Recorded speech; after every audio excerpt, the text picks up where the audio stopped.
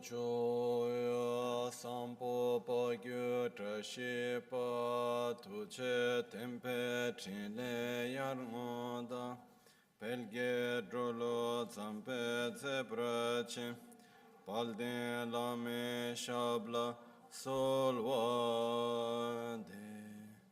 Omo Aguru Vajradara Sumatimunisha Sanekar Uta Vardanya Shri Badra Varsa Manya Sarva Siddhi Hum Oma Guru Vajradara Sumati Munishas Vardanya Shri Badra Varsa Manya Sarva Siddhi Hum Oma Guru Vajradara Sumati Munishas Anekar Uta Vardanya Shri Badra Varsa Manya Sarva Siddhi Hum Om Guru Vajradara Sumati Munisha Sanekar Uta Vardanya Shri Badra Varsa Manya Sarva Siddhi Hum Om Guru Vajradara Sumati Munisha Sanekar Uta Vardanya Shri Badra Varsa Manya Sarva Siddhi Hum Om Guru Vajradara Sumati Munisha Saneka Uta Vardanya Shri Badra Varsa Manya Sarva Siddhi Om Guru Vajradara Sumati Munisha Saneka Uta Vardanya Shri Badra Varsa Manya Sarva Siddhi Om Guru Vajradara Sumati Munisha Sane Uta Vardanya Shri Badra Varsa Manya Sarva Siddhi Om Guru Vajradara Sumati Munisha Sane Kar Uta Vardanya Shri Badra Varsa Manya Sarva Siddhi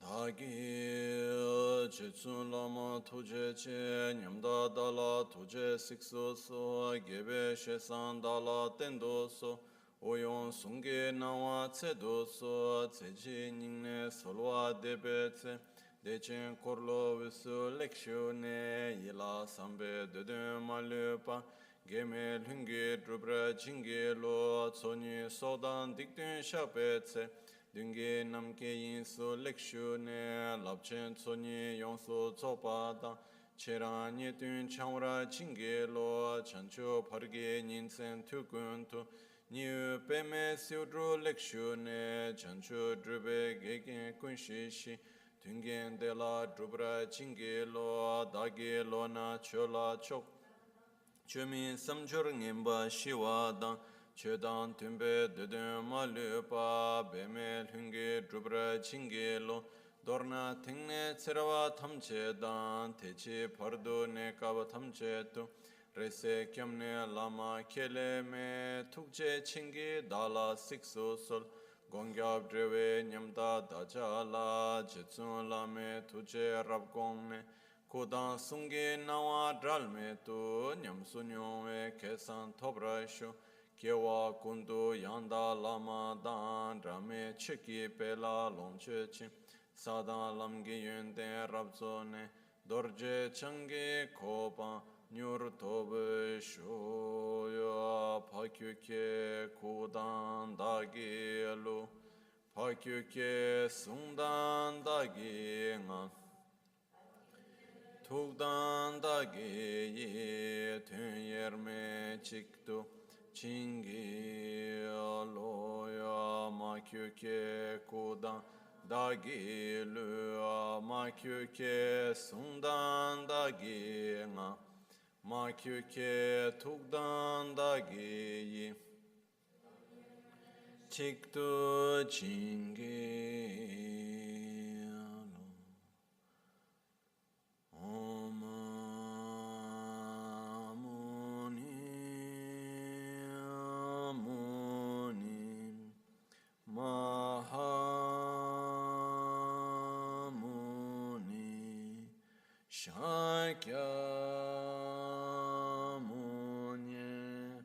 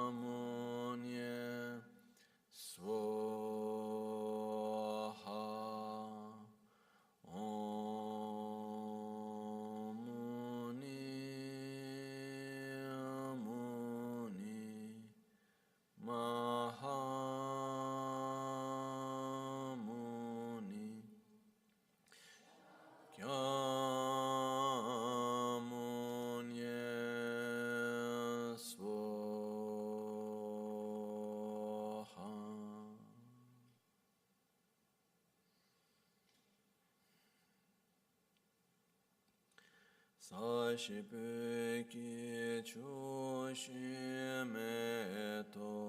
Dhamare rabalingashi Nide gempadi Sangye shinto Mikte ulwarki Drokuna namda shinla Chepara shoye damanguru ratna mandrala kam niryatayami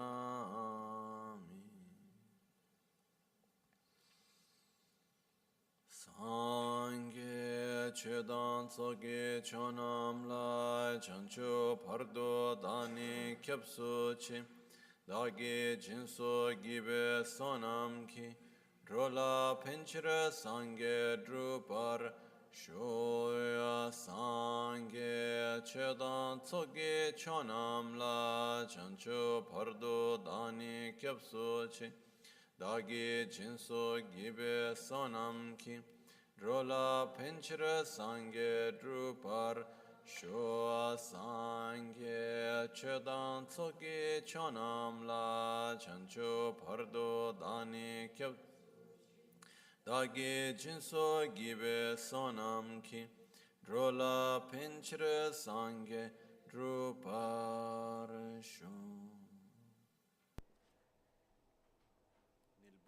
In the Buddha, Dharma, and Sangha, I take refuge until enlightenment. With the practice of generosity and the other perfections, may I obtain Buddhahood for the benefit of all sentient beings. In the Buddha, Dharma, and Sangha, I take refuge until enlightenment. Through the practice of generosity and the other perfections, may I attain Buddhahood for the benefit of all sentient beings. Laike da ludane jinge drupudana mi kenamda drowa kwenge dhanama che tsampa tamche ketu dage che tento.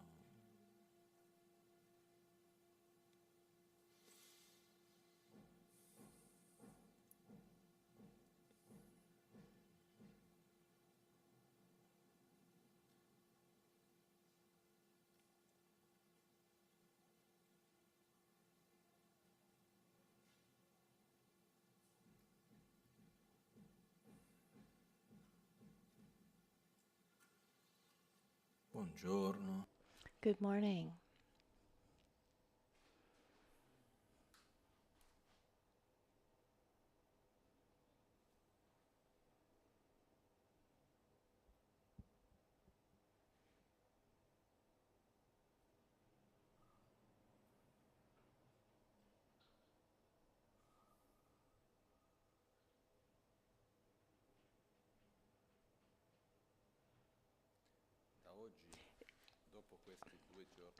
After today, after these 2 days of different programming, we're going to pick up where we left off the teachings, with the difference that in this week I'll be teaching in Italian.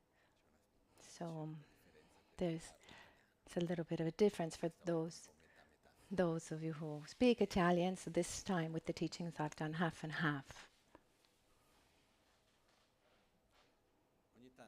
Every once in a while, I have the feeling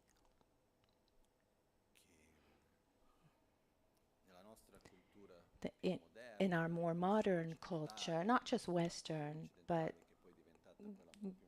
let's say the Western one that's become the more modern times, we give, rightly so, great importance to understanding things, comprehension. For example, when we hear something that we've already heard, we think, oh, this is so boring, I've already heard this.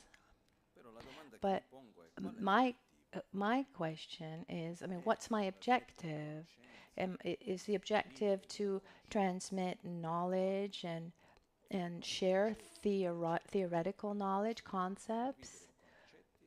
Are we sharing concepts, or are we walking together towards an inner transformation? These are two very different things where, yes, we can say, you know, transmitting knowledge is part of walking together. But if our objective is to learn, receive new concepts, etc., and there's so much material available. We can listen to audio recordings, watch videos, read books. There's so many things we could do. But from my point of view, Buddhist philosophy, it's not that complex.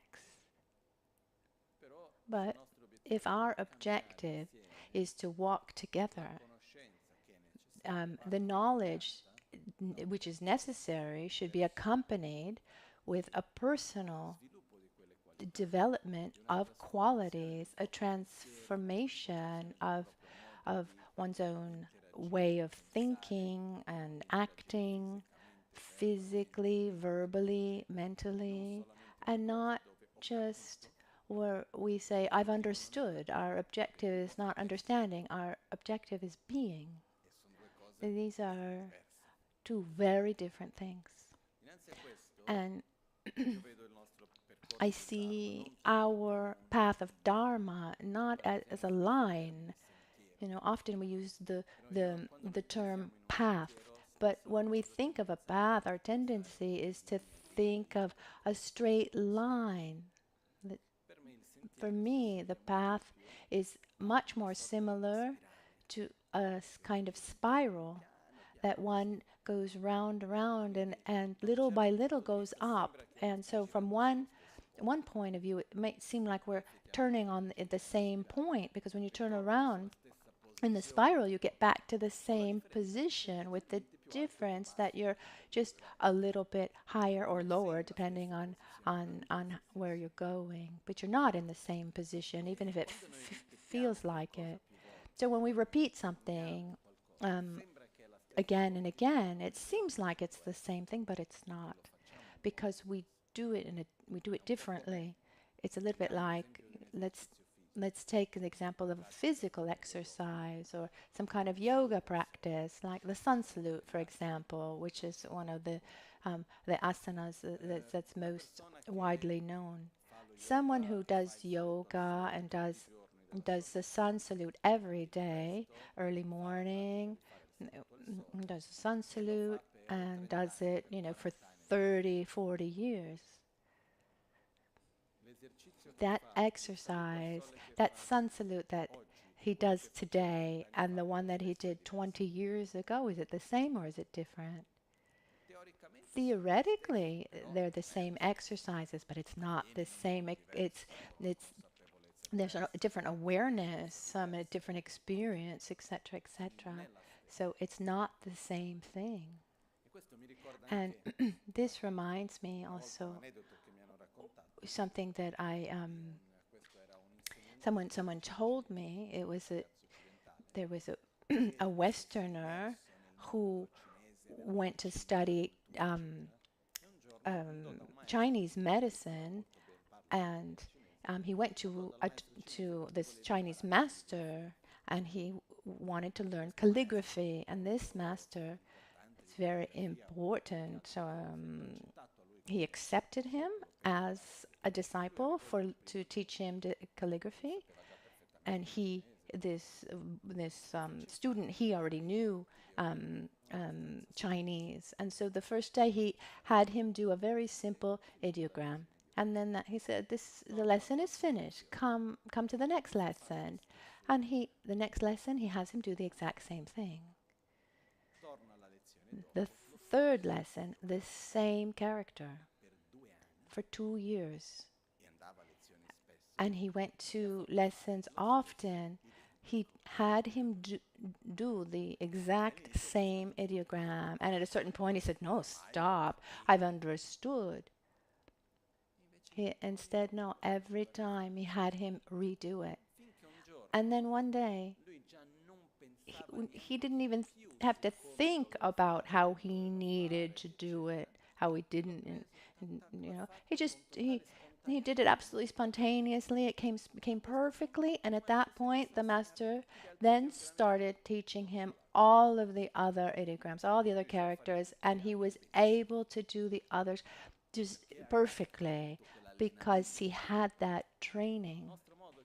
Our Western way, we want to learn one thing after the other, and we say, "Oh, I've already learned this." So our objective is not accumulating knowledge; it's having experience, being able to transform our way of thinking, our way of acting, our way of being. This is our objective. Also, in in these times together, I mean, we call them teachings, but for me, they're moments of walking together. We try to familiarize ourselves with many things that we already know. So, objective is not sharing knowledge. Maybe the first time you hear something, good, you're learning something, but then the process is to hear it again and again, to gradually transform yourself. And this power of transformation comes through repeating, and that's why there are different ways that we can repeat. We can repeat a concept, but when I repeat a concept, I familiarize myself with the concept. But do we want to develop a deep feeling of love, or do we want to be an expert about what love is? Because if we want to be an expert in what love is, we're going to familiarize ourselves with the concept of love.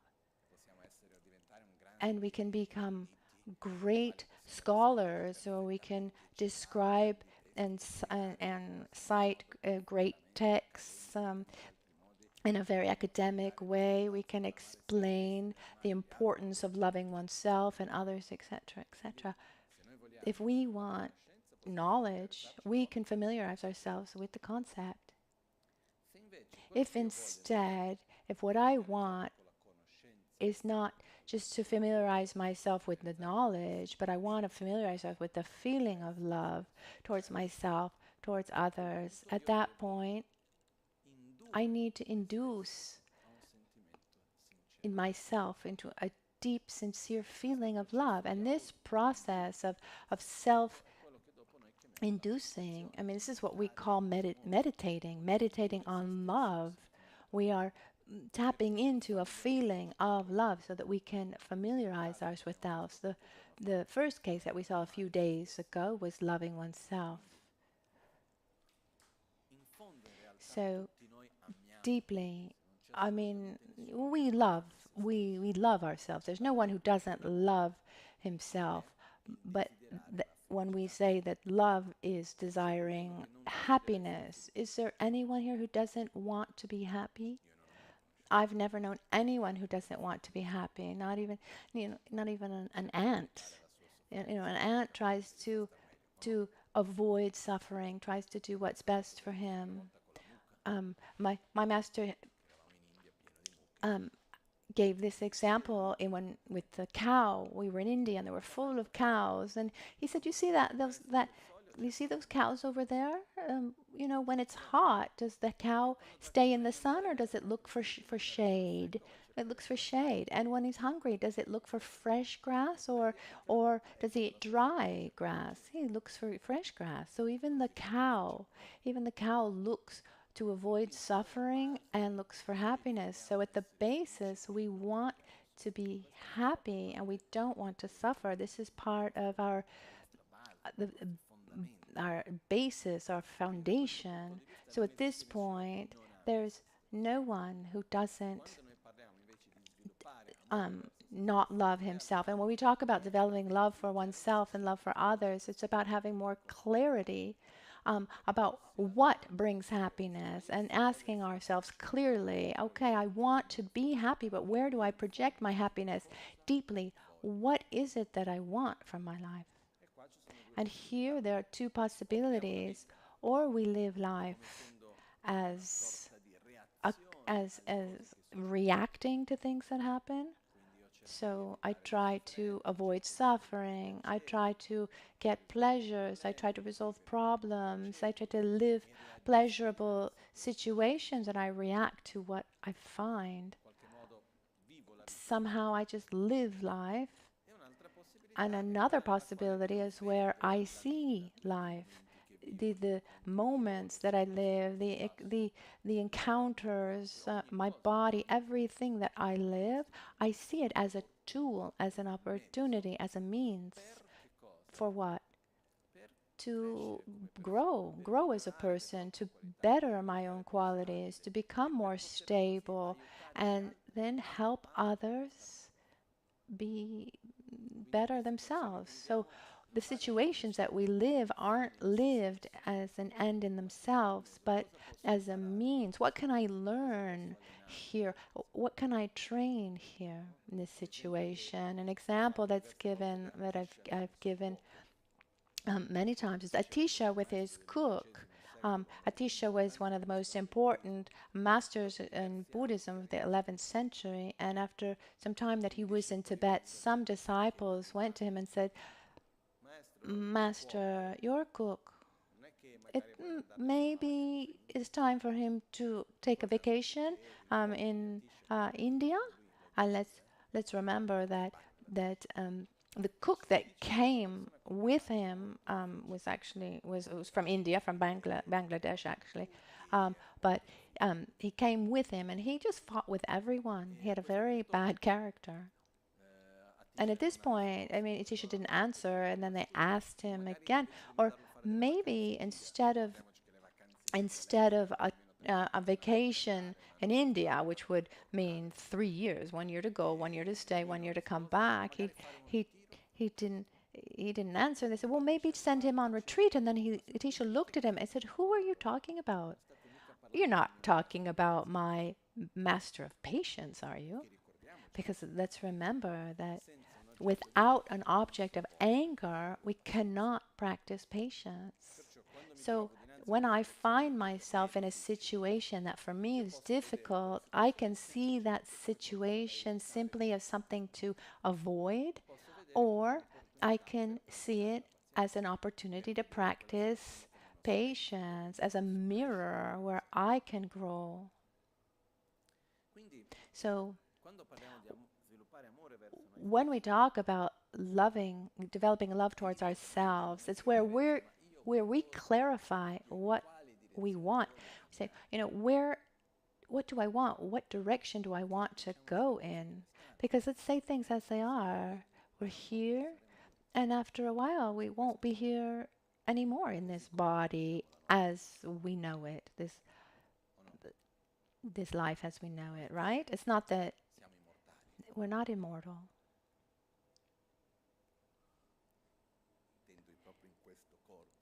This body as we know it, as we know our life today. And some people say, oh, but I'm young. But if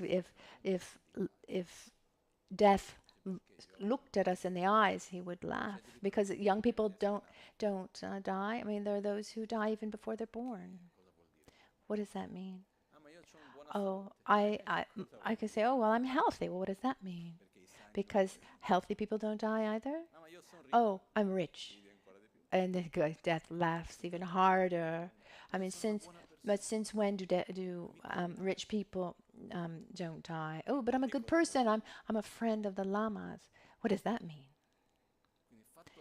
So the point is that soon we're going to die. The point is, we don't have time to waste. We don't have time to waste. We don't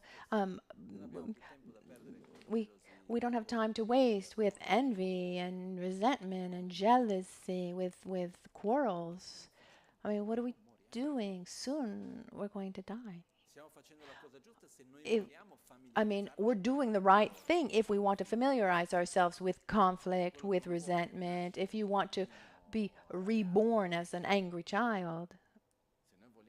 if we want to familiarize ourselves with anger, with envy, resentment, etc., fine, do like that. But if what we want is to grow, to better our qualities, we don't have time to lose.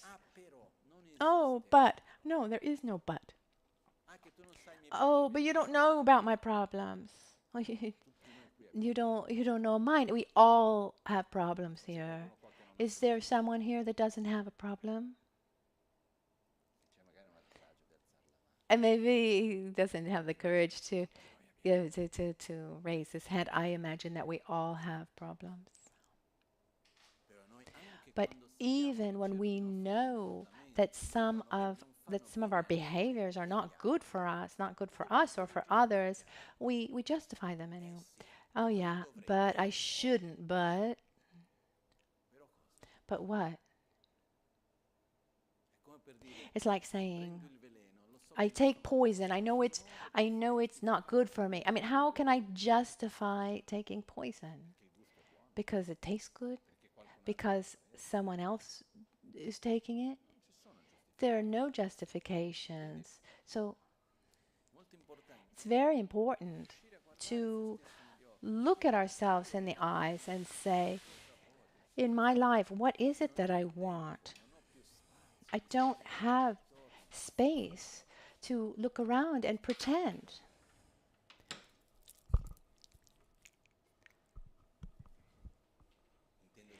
I mean to pretend.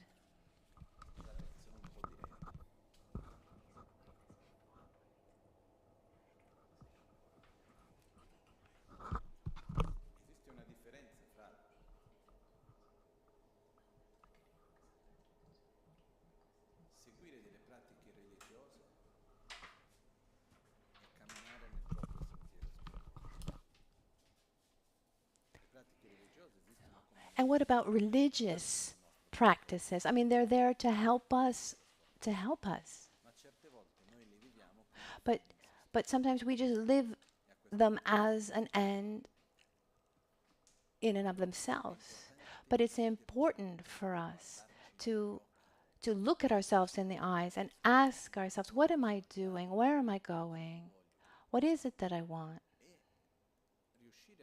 And give ourselves a good direction. In the 6 dharmas of preparation, the third dharma is called the taking of refuge that we saw 2 days ago, where we put clarity in what we want. I want to get out of samsara. I want to reach nirvana. What does this mean? What I want is to reach a state of peace, satisfaction, and peace independently of where I am, with whom I am, the situation I find myself in. I want to be a positive interdependence, and I don't want to keep victimizing myself in various situations as if my malaise was the fault of the world or of one person or of a situation. I don't have time to waste. I need to be mature and say, as Buddha reminded us, I am my own protector. I am my own enemy. I need to stop being my own enemy, and I need to start becoming my own protector. I need to avoid what is bad for me. When we have clarity about this and we direct ourselves in that's what we call that first step of loving oneself. And I don't want to take up more time here. In the previous days, we talked about this at great length, and we went through the analytical medication. Why do I suffer? I need to abandon the causes of suffering. And what's my objective is to allow myself to dream and to imagine myself in a final state, in nirvana, or a state of peace, and commit myself to this path that takes me to this happiness. And together with this, the last part, we familiarize ourselves with the preciousness of this life and this certainty of death and the certainty of the uncertainty of the moment of death. So there's no time to waste because we don't know what's going to happen in our lives. I'm in contact with many, many people, and every 2 for 3 there's people ask me, can you pray for this person, can you pray for this situation? I mean, there are people that are completely healthy and then something happens, or they get very sick, or there's some kind of um, or there's some kind of accident and they suddenly die. I mean, we just don't know how things are going to go. So it becomes fundamental to live this moment to its maximum, where we so that we can say to ourselves, I don't have time to waste. I don't have time to waste with resentment, sadness, jealousy, envy. I have other emergencies in front of me. This is the point. I, so now we get to the next step.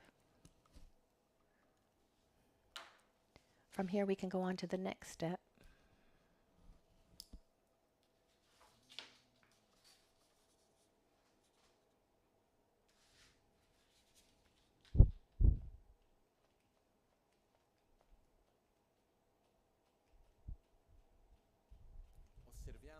We observe other beings around us. And in the preliminary practices and the meditation, we're seated, we've taken refuge. In front of us is Guru Buddha, around us are the other beings. In more detail, we can visualize our father at our right and our mother at our left side, regardless of whether they're alive or not. We can visualize our husband, our wife, our uncles, our aunts, our sisters, our brothers, our friends, everyone we love at our sides. To those whom we're indifferent, they're behind us. And if we have difficulties, aversion, or conflict with some, we visualize them in front of us and Buddha above. Sometimes people ask me, what happens if, as a category, they should be at my sides, but they're actually, I have these feelings of aversion. Then put them in front of you, and then they can move. So those to whom we have attraction are at our sides, and those for whom we have aversion are in front of us and indifference behind. We start looking at the other beings. We allow ourselves to look at them in their eyes. And we see that they, too, without exception, desire to be happy and don't want to suffer. We take one or two as an example. We don't try to generalize. We go to the specific. Otherwise, there's the danger that we say, oh, may all beings have happiness and its causes. I love all beings, but maybe there's the exception of these 5. No, that's not going to work. So let's take an example of 1, 2 people. We look at them in the eye and we see that they too desire happiness in the same way that I do. They don't want to suffer in the same way that I don't want to suffer. And gradually, let's try also to see how inside there's a kind of block. There's a kind of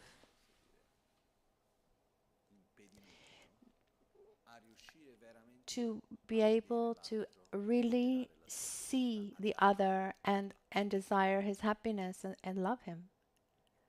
It's as if, as long as that person does good to me, then I have attraction for him.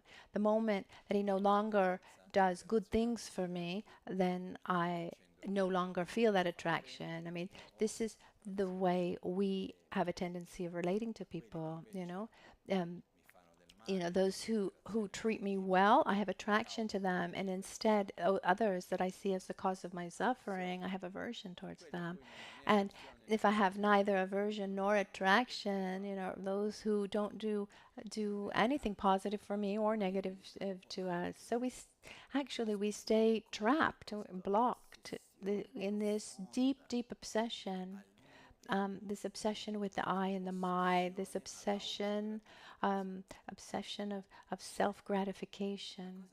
And what's so incredible is that if we really paid attention, you can see that every form of our own suffering, that one comes with resentment or sadness or fear, anger, dissatisfaction, just to name a few. At the basis, to uphold these feelings, there's this selfishness, there's this obsession with self-gratification, isn't there? I mean, has it ever happened to feel resentment where the I and the my wasn't part?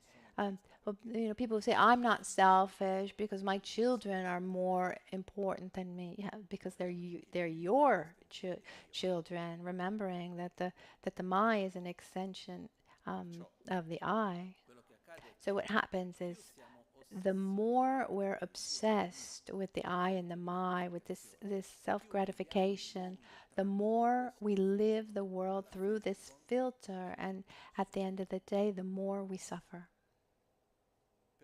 So in front of this strong desire to not suffer, at some point one takes that next step and sees that, selfishly speaking, thinking about my own happiness, it's much better to be altruistic instead of selfish, because it's this obsession with self-gratification that causes all these conflicts. For example, at the end, we divide the world into 3 categories, which multiplying them become 9.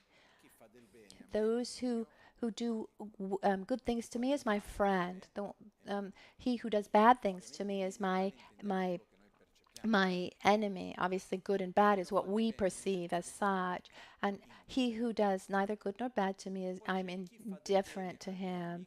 And instead, the one who does good things to my friend is my friend. The one who does bad things to my enemy is also my friend. He does bad things to my enemy. He's my friend. So we have who does good things to me is my friend. Who does good things to my friend is my friend. And the one who does bad things to my enemy is my friend. And it could seem strange, but it's the attraction towards the attraction to the enemy of the enemy is stronger than the attraction that we have to the enemy of our friend. Sorry. The one who does bad things to me is my enemy. The one who does bad things to me is my enemy. The one who does good things to my enemy is my enemy. It's strange, but we have more. Our feeling is stronger when it's the enemy of our friend, or the friend of our enemy is stronger than just our enemy or just our friend. And this, so we're not talking about like just like the deep good friend, or a strong enemy, but it can be just in our daily life. Like, for example, we're walking down the street and we see 3 different people, and one appears to us as someone that looks similar to us, or dressed the way that we like, and then maybe someone else that we don't see at all, we don't notice at all, and then maybe the third person we think is ugly, so the one that we think is beautiful, we feel attraction for. There's, the eye goes a little bit closest there. The neutral one, we don't even really look. And instead, the ugly one, we generate a little aversion for. So we divide people, situations, objects in these categories. I mean, it's exhausting, but it's like this. Then, just to complicate things a little bit more, towards all the 9 categories, so all the people, we relate in 3 main ways. I mean, this is the way selfishness acts. Someone who has more than us, is more intelligent, more beautiful, receives more attention, has more than we have, something that we think is positive. Our feeling towards them. I mean, do we feel envious or do we rejoice? When we see someone who has something, do we say, "Oh, how wonderful that you have that," or do we feel there's something that's just not going well? What do we feel? Do we rejoice or do we feel envy? I mean, normally we feel envy. Instead, someone who is the same, is as beautiful as I am, is as rich as I am, receives the same attention that I do, has the same qualities. How do we interact with this person? We interact with competition. We want to be better. It's almost a threat. And then he who has less is not as beautiful as I am, is not as intelligent as I am, is not as humble as I am, is not as so then we act with superiority, with arrogance. It reminds me of a phrase by Benigni, who was commenting the Divine Comedy. He said the most difficult quality to develop is humbleness, because as soon as you realize that you recognize your own humility, your own humbleness, you're no longer humble. Anyway, so we constantly are relating to people with friend, enemy, indifferent, or a competition, envy, or arrogance. We never relax. I don't know how often does it happen that we do something and behind, or in the back of our head, we're thinking, oh, what is this person going to think of me? Or, oh, I do this so I get a little bit more recognition, or they say how good I am. How I'm like this or like this. Oh no, I can't do this because then they're going to think badly of me. I mean, this happens, doesn't it? Yes? I mean, no reason to be ashamed is normal. Or are we totally indifferent to what others think of us? Or not indifferent? And so we're strongly conditioned continuously by this necessity to nourish our own ego.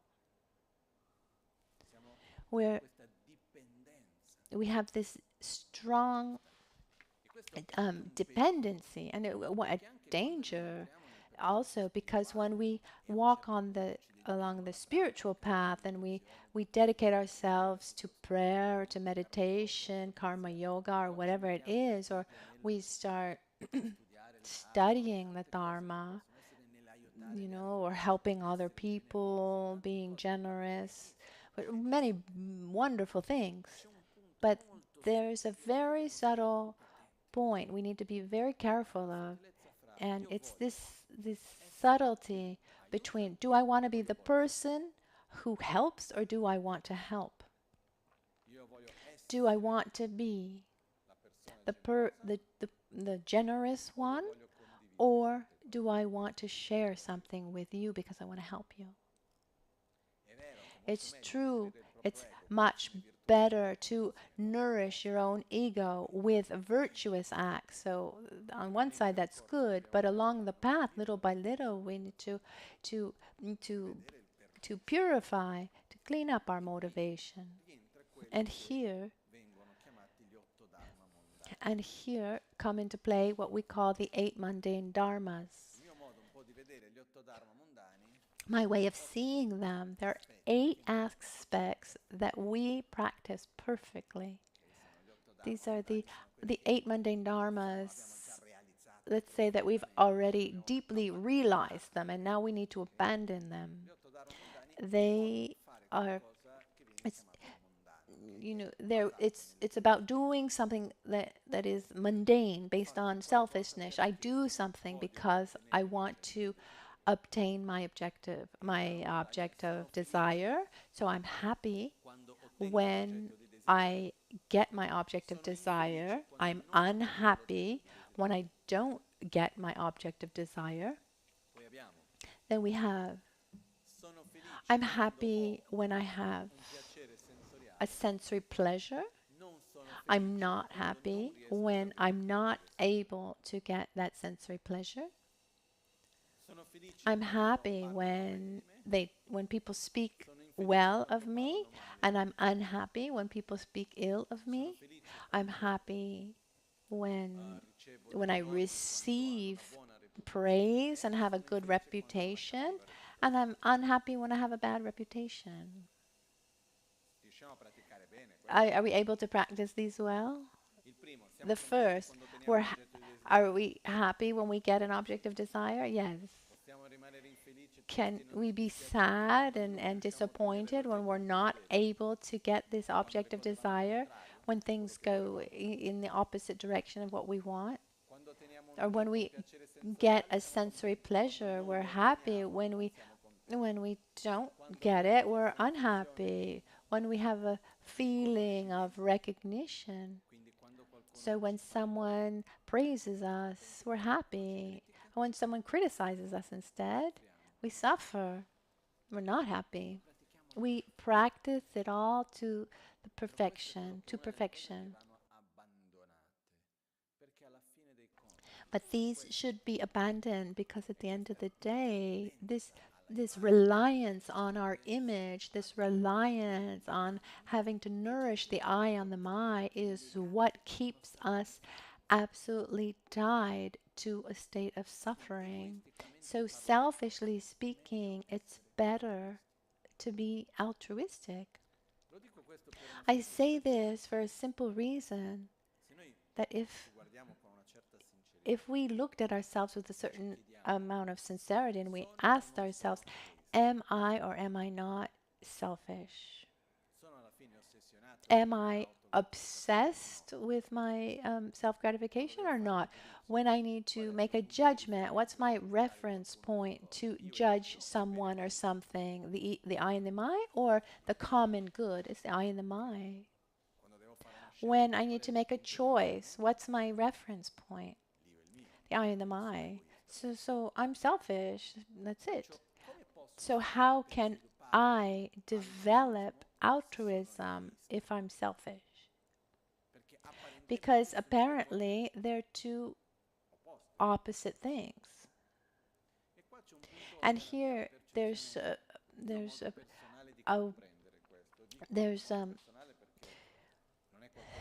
here, from my point of view, I say my point of view because it's not something that I've read or have had or have been taught, but from my perception, so it can be right or wrong, but from my perception, altruism, love, compassion does not exist in opposition to selfishness. If it did, we wouldn't be able to develop it. But altruism is an extension of selfishness. Let me explain myself better. Selfishness is, I want to be happy and I don't want to suffer. In just a few words, that's what it is. And we direct that strength of wanting to be happy and wanting to avoid suffering towards ourselves. And altruism is where we expand this feeling towards others. I see others and I say, your happiness is as important to me as my own. Your suffering is as important to me as my own. In altruism, I don't have to negate my happiness or my own suffering, but I need to include others. I don't know if this difference is clear, because our tendency normally is when I do something for for others, it's a sacrifice, and when I do something for myself, I have a sense of guilt. Instead, no. When I do something for myself, I do it also for others because, if I'm not well, how can I give to others? And when I do something for others, I'm doing it also for myself because their happiness is as important to me as my own. So there's no longer this distinction between the two. But to get there, we need to gradually familiarize ourselves, one, into recognizing the defects of selfishness. There's a small verse that I like a lot from the seven points of mind training from Geshe Chekawa that says, Lelen tamche ciclada, con la cadrin cewagom. Ripetete come così vediamo. repeat it after me. Tamche ciclada, lelen tamche ciclada, con la cadrin cewagom. Con la cadrin cewagom. Lelen tamche ciclada, con la cadrin cewagom. Lelen tamche ciclada vuol dire Means eliminate, banish the one guilty of all things. Kunla kadrin chilagom means familiarize yourself with gratitude towards everyone. Banish the one guilty of all things. Who is guilty? Who is responsible for all suffering? I mean, every suffering that we live. If we were to look, who is the guilty one? It would be our own selfishness. So normally, when we suffer, we're ready to point a finger towards someone, aren't we? Oh, because this didn't go well, and this shouldn't be like that. Oh, because he didn't tell me. Why did they do this to me?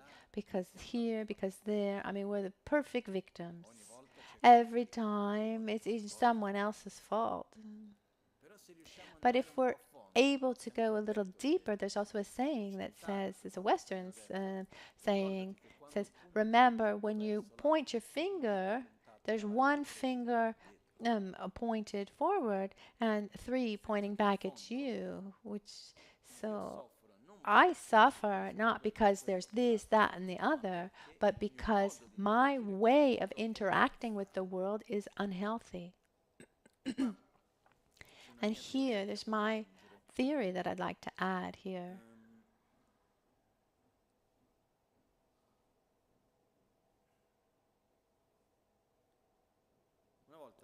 Once I went to a doctor who explained the following to me. He said, when the body is balanced and healthy, the body is attracted to that which maintains that balance. Like, imagine an object that's balanced. That when it's balanced, the energy pushes towards the balance. But instead, when it starts to become imbalanced, it goes towards that imbalance. So that health is being in a state of balanced. And the body is attracted to what maintains that balance. Sleeping well, eating well, naturally, one is attracted to those things of a healthy lifestyle. And instead, when the body is imbalanced, the body is attracted to what actually is going more and more towards that imbalance. And so the doctor said, when a patient comes to me, the first thing that I ask a patient is, someone who is sick, I ask, what do you like to eat more than anything else? And if they say watermelon, then I say, stop eating watermelon. And when thinking about people, and when there's a conflict, so maybe this balance between two people is lost temporarily. Our tendency is to put energy into recreating balance, or we go in that same direction of the imbalance, even if it's theoretically not what we would want. So what happens is that when we're not well, we're attracted to that which increases that state of malaise. I mean, it's really it's a great sign of ignorance. But I've been for our health, on a social level, we see this in so many aspects. And at the same time, when there is some kind of malaise, and this state of imbalance brings symptoms, pain, etc. In reality, I mean, what is pain? It's an alarm. It's an alarm that goes off to tell us that there's something that's not right. Because if physically, what would happen if we didn't feel pain? We would be destroyed. I've seen documentaries where they showed children who were born with a sickness where they don't feel any pain. And these children, some were okay because the parents were amazing at protecting them. Others, like 7, 8 years old, I mean, they were absolutely broken and even in wheelchairs because they don't have an idea of limits, you know. Oh, you hit your head against the wall. Oh, look, red's coming out of my head. Put your hand on the hand on in fire. I mean, what gives us our limits is pain. So this symptom of pain is a signal that says there's something that's not right. Is that clear? And what about mental pain? Mental suffering. It's a symptom. And what's the message that it's giving us? There's something that's not right. Our way of acting, of interacting with the world is not balanced, it's not healthy. And as a result, we suffer. So when there's suffering, it's not, I mean, the alarm goes off not to tell us that the world around us is wrong, but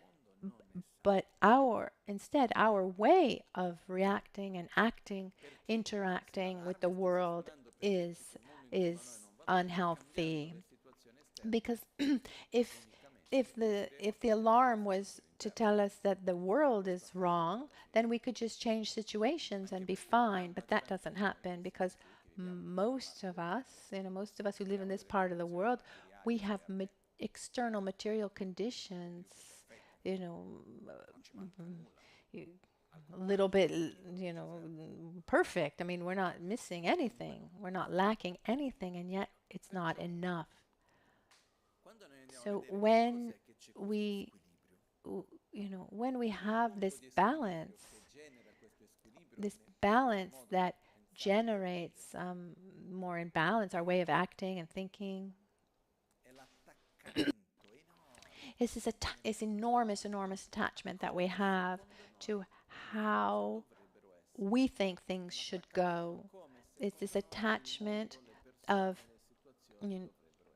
how we think the world and the people, the situation should be. I mean, we perceive everything through an idealized image of how we think things should be, and when they aren't the way we think they should be, do we say, "Ah, darn, I had a wrong idea about things"? No, the world is against me. But why is this like this? Or how is it that that person allowed himself to do this? Or we victimize ourselves. This enormous attachment to reality, where we are the center of the universe, and it's through this attachment, these feelings of sadness and anger and aversion, dissatisfaction, fear, they arise here, and that's where and we create suffering. So if we look at the basis of our so-called mental defilements, what nourishes, what pushes its growth is this obsession with self-gratification. It's as if we're never relaxed, and it's exhausting. Instead,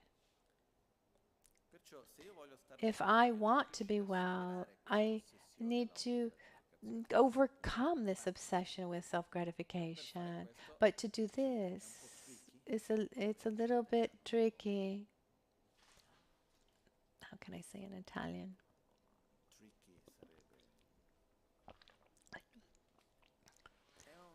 It's something delicate, let's say. Because to eliminate selfishness, I need to develop sincere altruism, but but but the healthiest way to be selfish, the healthiest way to be selfish is to develop altruism. And today we have only selfishness to help us. So I need to develop this. I need to develop an altruism supported by selfishness. And by developing altruism, I'm actually going to be diminishing my selfishness. But what I really wanted, where I wanted to get, is that this process of loving others, developing love, compassion, altruism has nothing to do with sacrifice.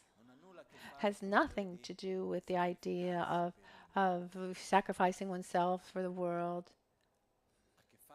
Has to do with living in a balanced way, a healthy way that is good for oneself and good for others.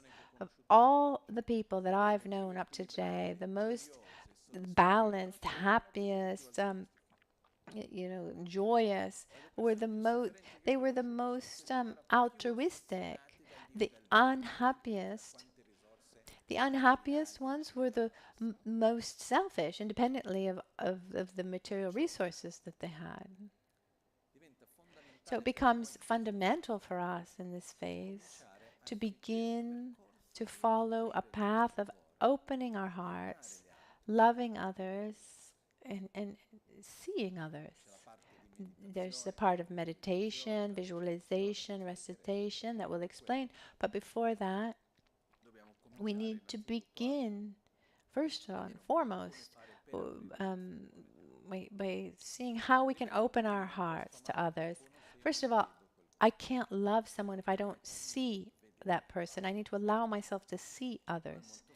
Very often we are in front of others, but we don't see them. We see our own needs, our desires, and we see the others as a tool, as if the person existed in function of the I and the my. This is classic.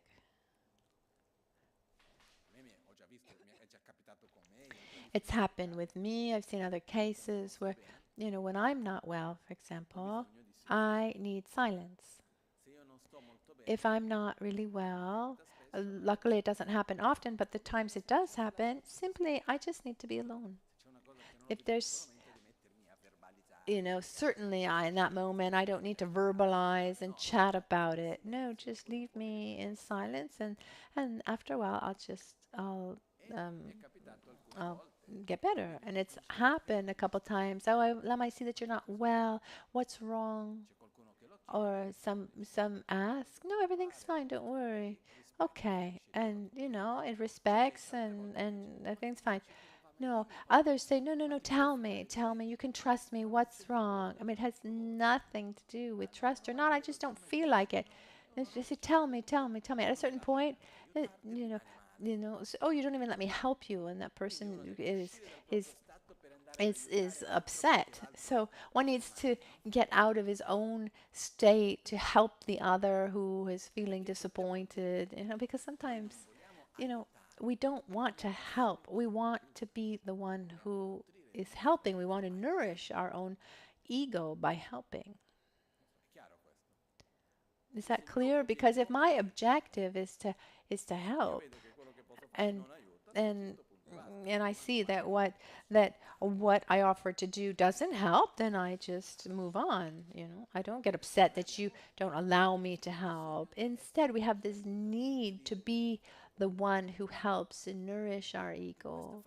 And in this phase, it's really important to see the other, to try to take away these filters and see others beyond this relationship, the relationship with the I and the my. See the person beyond the role, father, son, mother, friend, enemy. Regardless of the category, we try to see the other person beyond that category, because that category exists in relation to ourselves. And it's not easy, but very beautiful, is to take someone that we relate with normally and try to see that person beyond being son, husband, wife, parent. That person is a human being. You know, try to see that person as a human being who has his own desires, has his own aversions, who does what he does, you know, as a result of what his own life has brought him. Allow ourselves to see with less attachment to that idealized image of what that person should be. Because when we relate with someone, inevitably we generalize an idealized image. So, and what's crazy is is as time goes on, that idealized image becomes more and more solid, instead of saying, this person is, and then we put a category: aunt, uncle, father, mother, husband, wife. And being in that category, there's also a generalized image of that category. A mother, if a mother, then a mother should be like this. And if you're not like this, you are not a good mother. If a child should be like this. Oh, if you've lived this, then you should be like that. If you lived that, then you should react in this way. And we take all of this weight and we just throw all this burden onto the other, don't we? And at the end, I mean, does it work? No. Because it's as if someone came to us and said, well, you can't be like this. And what would we answer? First of all, if I am like this, because I can be like this, otherwise I wouldn't be. No, but you shouldn't be like this. Maybe it would be better if I were different in certain aspects, but I'm a result of everything that I've lived, the people I've met, the way I've lived outside, the way I've lived inside. All of this has brought me to be who I am, and it's the same for others. And try to allow ourselves to see the other. For me, it's an experience that goes beyond words. It's a little bit difficult to put into words. When we're able to be in front of someone and we're able to see that person beyond the I and the my, that allows us to touch a part of ourselves that we don't often do. I mean, and it's amazingly beautiful experience to touch this part of ourselves. It might seem silly, but and strange, The context in which it manifests itself is a little strange. I'm going to tell it just to have an idea a little bit about what we're talking about. A few years ago, I was home here in Albagnano, and it was fall, and there was enormous quantity of stink bugs. And at first, I tried to take them outside, but then there were so many. It was impossible.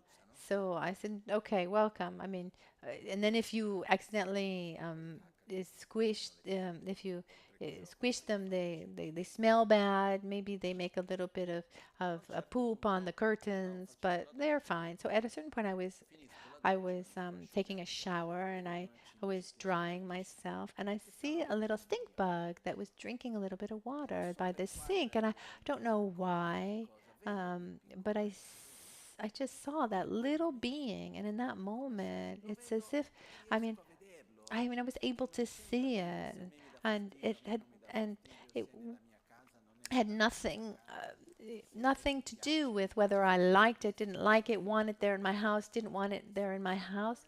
It was simply just a little living being, um, you know, and just that way that he was drinking, it really touched me, and I had this feeling of love, and I saw that, you know, I saw that this little being it wanted to be happy in the same way I want to be happy, you know, and I don't know. Um, so I see that being, and when when I saw that being and had this sincere feeling of love, I naturally also had a deep feeling of gratitude towards the stink bug, because it was through that being that I was able to touch the most beautiful part of my being. Because when we allow ourselves to see others and we allow ourselves to open our hearts to loving others, we wake up a part of ourselves, the most beautiful part of ourselves. And so when we love deeply, it's not only do I not only do I want your happiness, but gratitude comes with that. Your being has allowed me to come into contact with the most beautiful part of myself, and this goes beyond words. You can try in many different ways, but either you experience it or you don't know what it is. So we try to induce this feeling, remind us how important it is, because this brings tremendous joy, and it takes away so much suffering, so much conflict. I don't know, just resentment, for example. I mean, how how much how much damage does resentment do? When we're able to go beyond that, go beyond the I and the my, it just melts away all that suffering. So it's fundamental in this phase to to begin to see others, to allow ourselves to see others. And in the practice, what we do is we visualize people around us, and we start with the five main categories. Um, so we should start by, we start training in love and compassion first with family members, people we live with, our our our close biological family, people that we share our daily lives with, our partners, our husbands, our wives, our children. We have people, so we have family, friends, people, our co-workers, people who people that we have done some positive things for, and in exchange, though they have repaid us negatively. And then the last category are those with whom we have a negative karmic relationship, where we have aversion, we don't even know why. Because otherwise, the risk is we say, I love everyone, but not the person next to me. No, we need to start with those who are closest to us. I mean, this is a real training. It's tiring. It's easy to say, I love all children of the world, and you don't see them, you don't hear them. it's fine to have a feeling of love towards children who are far. But what about the ones that are near you, the ones who act the way you don't think they should act, who say things you don't want to hear? Because what limits our love are not the actions, not actions of others, but our own selfishness. And this is what we want to overcome. So there are different techniques to apply to develop this altruistic feeling. The main part in this case for me is where we allow ourselves to see, we allow ourselves to see the beings around us, that they're the same as we are. They want happiness the way we do. They want to be free from their suffering the way we do. They do everything that they do to be happy, guided by their own ignorance. And here is a fundamental point too, where loving, it doesn't come with, how can I say, a kind of approval. Like it's not that if I love you doesn't mean that I necessarily agree with everything you do. Those are two different things. I mean, think of the worst person you can think of. You know, someone you know, or a public figure, historical figure. You have a name in your head. You know, could be from the past or contemporary. So imagine this person in front of us. This person for whom you have a strong aversion, someone who's done horrible things, who represents somehow, you know, represents what you don't want the world to be. And imagine that person in front of you. And in front of that person, we ask ourselves, you know, does this person want to be happy or not? Why does he do everything he does? Because he's guided by his own ignorance. He's trying to do the best for his own happiness, taken by strong selfishness, just like me in my own way. And we try for a minute to see that person and say, independently of what you do or don't do, what you did and didn't do, you know, that I agree with or don't agree with. I want you to be happy. I want you to be free from every form of suffering. This includes being free from anger and hate. When we do the 7 unlimited meditations, I want you to be free from suffering and the causes of suffering. I want you to be happy and have the causes of happiness too. So I desire you to be free from resentment and arrogance and selfishness and anger and hate, and develop your qualities. Is it possible to desire this for someone in front of us, or loving someone that we don't like? Does it mean that loving them makes us accomplices to what they do? You know, there's a Tibetan proverb says, the garden of the neighbors, the grass is always greener on the other side, and one's own child is always right. Why is one's own child always right? Because if I love you, in our ignorance, we mix up that we think that if I love you, I need to agree with what you do. So if I see someone that I love act in a way that I don't agree with, it's going to diminish my love, or somehow I need to justify the behavior. Right? What happens if, you know, someone we love what happens when someone we love acts in a way that we don't agree with? Do we just take it the way it is, or do we try to justify it?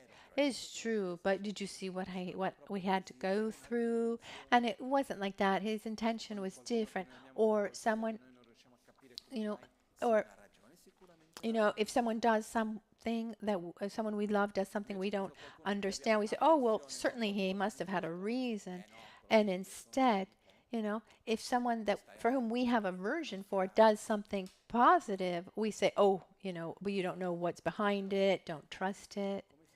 you know but as we say, one thing is one thing, another thing is another thing. I mean, you can have a behavior that I'm totally against, and I recognize it as being wrong, but that doesn't take away the fact that I love you and I want you to be happy, and I can do everything I can to help you be happy. But it doesn't mean that I'm there to uphold your bad behavior. I hope this difference is clear. And this allows us, I mean, making this distinction allows us to love others independently of what they do or don't do. So we look at others, the other in the eye, and we say, your happiness is as important to me as my own. And this feeling of taking this it's this feeling of self-gratification, and we expand it to include others. Your happiness is as important to me as my own. Your suffering is as important to me as my own. And I'll do everything that I can for you so that you are happy and don't suffer. This is the objective where we want to get to. It's not easy. It's not easy with a child, with a parent, with a mother, with a father. Imagine with others. But it's very important as a process, because gradually then one really, really can love, and we see this strong. We see how this strong attachment to the I and the my creates so much suffering, creates so many problems. So how can I eliminate this obsession with self-gratification? Not going against the darkness, not going against selfishness, but Della Damte Kuglacha, I recognize the guilty one of everything, but I'm putting my energy in, I put my energy towards the light to go against that darkness. It's not by eliminating selfishness that I develop altruism. It's by developing altruism that I eliminate selfishness. I don't I don't bring light by taking away darkness. I take away the darkness by bringing light. And similarly, I don't develop patience. I don't diminish anger by I don't diminish anger by increasing my patience. I increase my patience by eliminating my anger.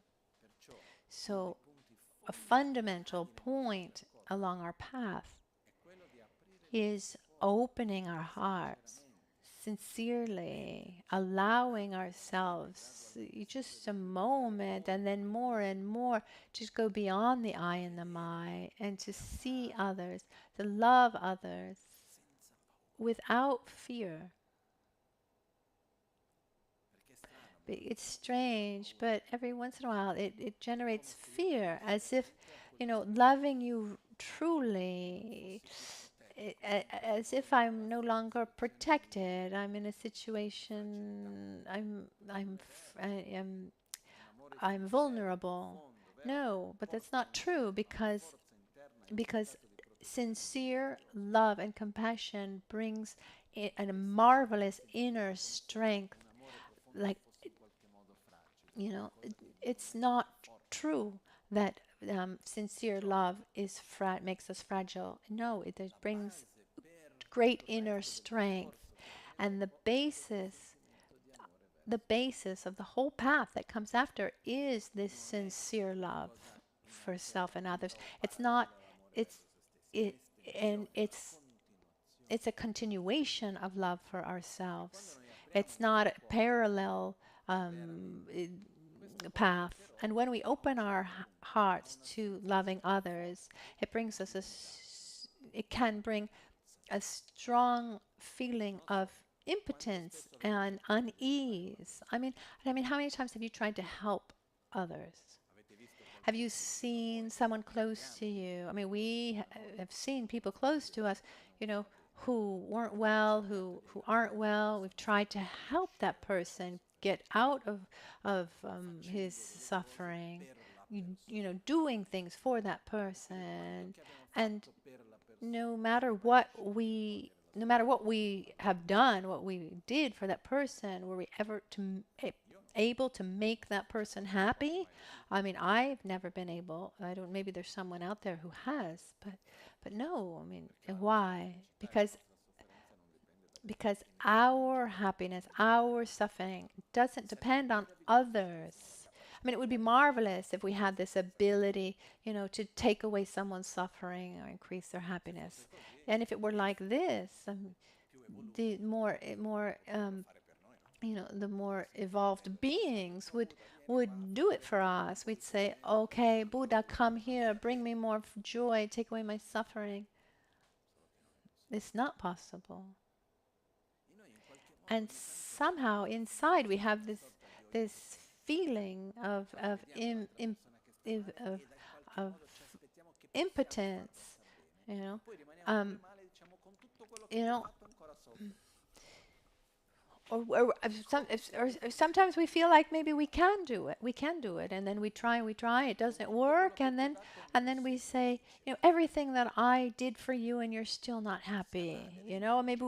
And then that person becomes an object of aversion. I mean, after everything I did for you, you're not happy. How do you allow yourself to be unhappy after everything I've done for you? I mean, the other person, the answer would be, it would be wonderful if it would be wonderful if could become happy, based on your help. Thank you for what you've done for me. But my happiness doesn't depend on anyone other than myself. Just like my suffering doesn't depend on anyone else, and same for you. So when we're in front of someone and our objective really is the happiness of that person, there's a certain point where we can get to a point where we just don't know what to do. There's this impotence. And we realize that deeply the only thing that we can do to help another is to interact. Because everything and every person, every being transforms based on interaction. Every interaction influences, brings transformation. But the only thing I can do using this tool is to interact. But how? What do I say? What do I do? It's difficult because the first thing to do to interact positively with you, I need to understand what your needs are. An example, very coarse, maybe classic and maybe not so coarse, but just to give an example, that's a tangible example. Imagine two people who interact, like in a couple, for example, and one of the two, let's say there's according our stereotypes, but doesn't mean it has to be like this. Let's say the man buys everything for the woman. It says, "I work hard. I make a lot of sacrifices. I bought a beautiful house. I bought you a car. I buy you jewelry, and I take you on beautiful vacations." And the wife says, "Yes, thank you. But what I'd like is I'd like some affection. I'd like to spend more time together. I want attention in a different way." "Oh, so you're not grateful for everything I've given you? It's not enough." And actually, it's not. Because why? This act of giving requires the awareness of the needs of the other. If you need material things, you need 10, let's say, and I keep giving you 30, 40, 50, so my needs are covered. So, regardless of how much more I give you, it's not going to give me more. But if my needs, if your needs are emotional, then it doesn't matter how much you give materially. So when we give, we really need to focus on what the other needs, not what we're giving. And it's not about what we like giving, but what the other one likes to receive, what the other one needs. So when we so we need to adapt to the needs of others. We need this humbleness to look at the needs of others. It's not so obvious, but I'm able to adapt to those who are more similar to me. And what we're talking about, this is very useful also in our daily relationships, because we interact with others, don't we? With other beings, no? It's like when I took the dog, when I got my puppy, we have this spontaneous tendency to treat dogs like people, with affection, etc. But if you want to take care of the animal well, then you need to adapt yourself to his needs and not impose what you want to do. So it's fundamental to ask ourselves what the needs of the others are, and then realize that we're at the service of others, and the other person is different than we are. Try to understand the needs of the other. The real problem that we find is that as long as we do this in the family with friends, etc., that's wonderful and it's very important. But if we really started opening ourselves up to others and towards everyone, at a certain point we say, well, what can I do? I don't have the means, the tools for this. Following this metaphor, I mean, I can't guide someone to a place that I've never been. If two blind people can't, between two blind people, can't show each other the path. First, I need to open up my eyes, learn the path, and then I can take the other's hand and guide. I mean, I can't take someone somewhere I've never been. I don't have the tools to transmit love if that's love I don't feel. I don't have the tools to transmit joy and stability if I don't have these feelings myself.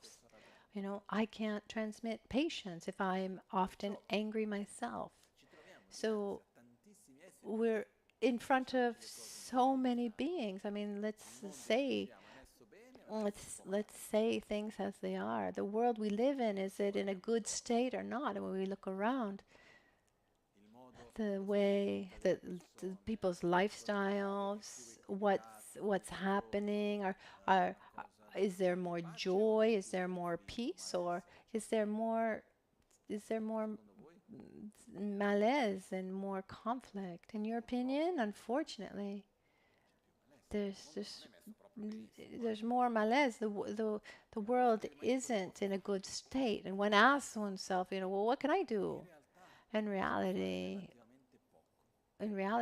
we can do relatively little. But if we had more inner qualities, we could do more. Just look.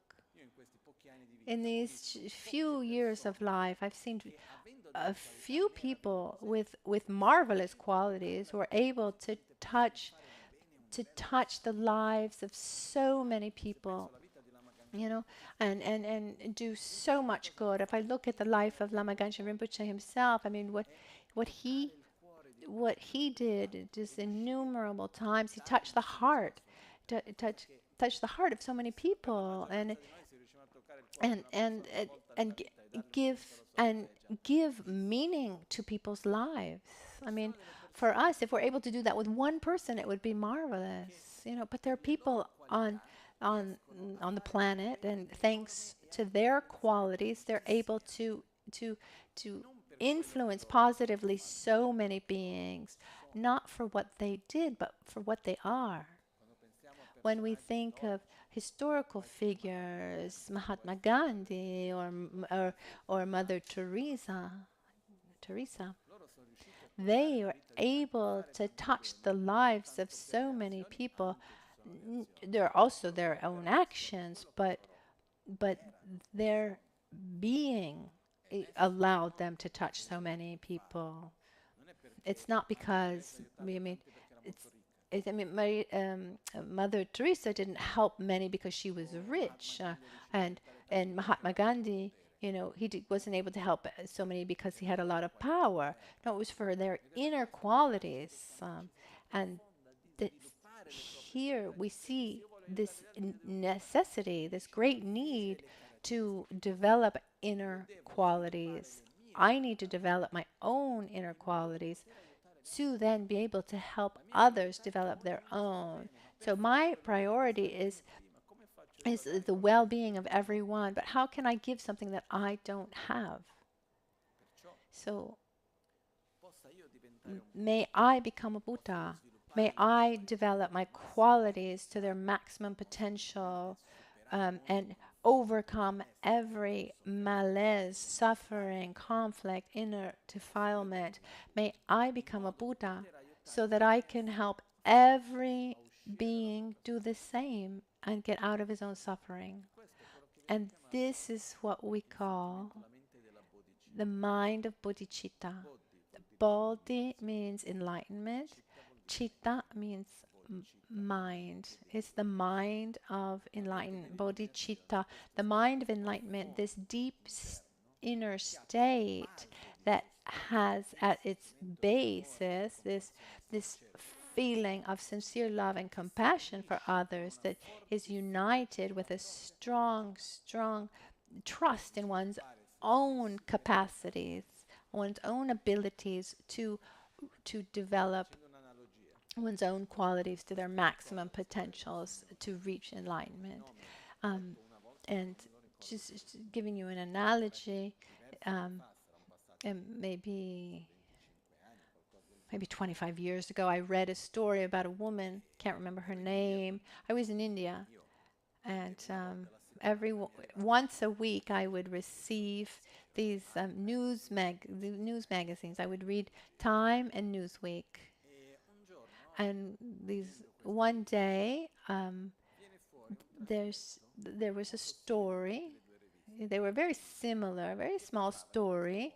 It was a story about a man, and he had created a small economic empire. He had founded the duty-free shops in the airports, and he created this business, and he managed it for about 25 years. And when the company was about like $12 billion, he sold the business, made a lot of money, and he created a foundation with that money. And he wanted the money to be used up in 9 years, and he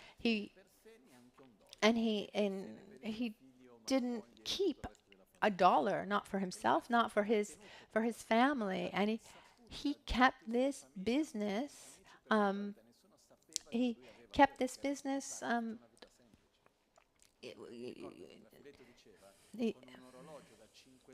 He he would wear a $5 watch and travel in economy class, and he didn't tell his family anything. And he founded this company with the intention of helping others. And so, in particular, with for Africa, so he he created this. Yeah, created this business when it was very, very successful. He sold it, and he had all these projects for Africa. So he he had this objective of gaining of gaining the tools necessary to be able to help, which is much different than saying, I want to be rich, and when I'm rich, then I'll help people. No, he wanted to help people. I said, how can I help people? Okay, then I need to get rich. I remember.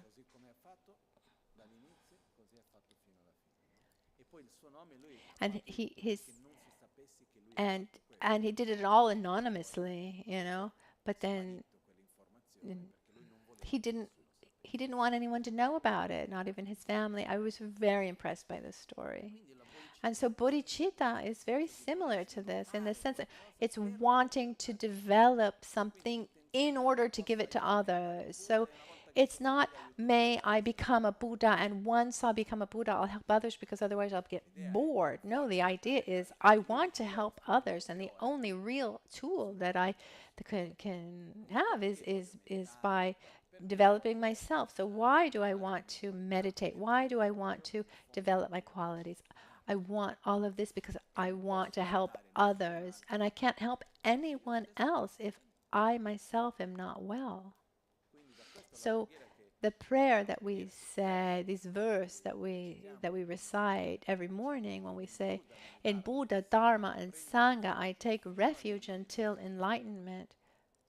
With the practice of generosity and the other perfections, so generosity, morality, patience, enthusiastic effort, concentration, and wisdom, may I obtain Buddhahood for the benefit of all sentient beings. So may I, through my spiritual path, reach a state of Buddha to help others. And in this verse, there are two very important aspects come out. One has to do with the taking of refuge, and one has to do with the bodhicitta.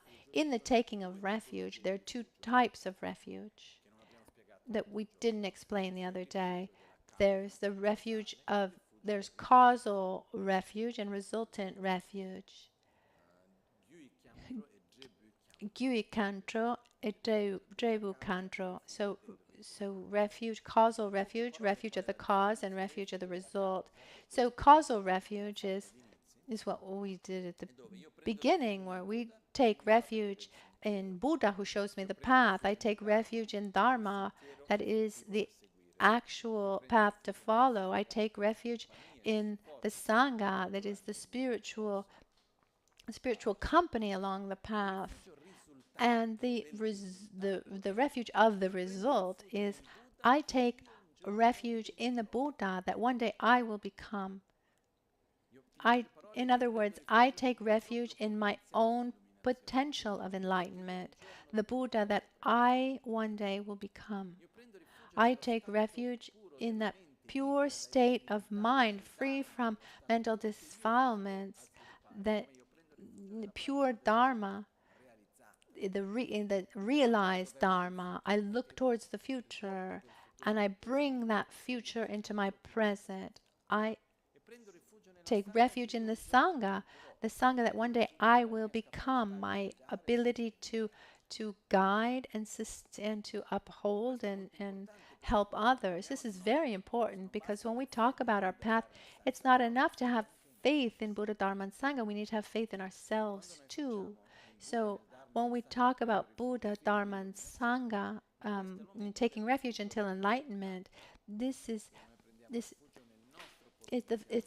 when we take refuge in our own spiritual practice and that pure state that we are going to develop, and our ability to help others, and the state that we will reach.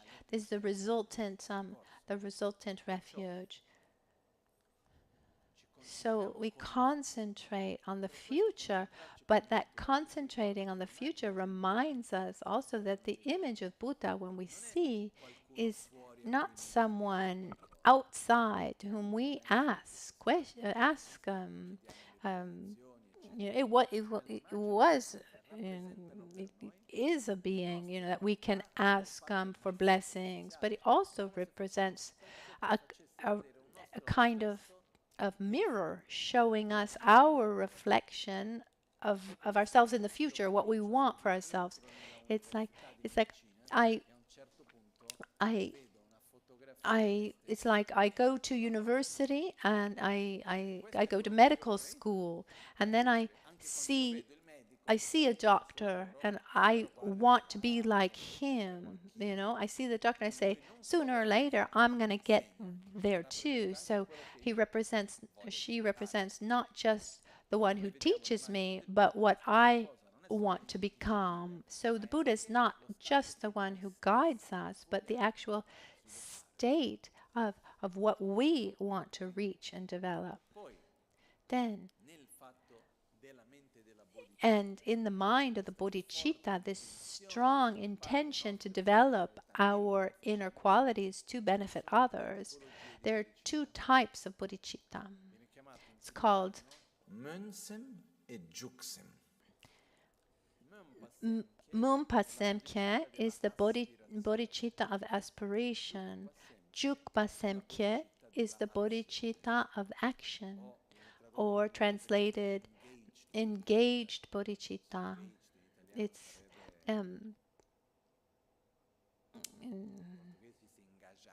engajada in Portuguese, in Italian. Anyway, the difference, Shantideva describes it in the Bodhisattva Charatara, is the difference between wanting to walk and actually is wanting to go and actually going.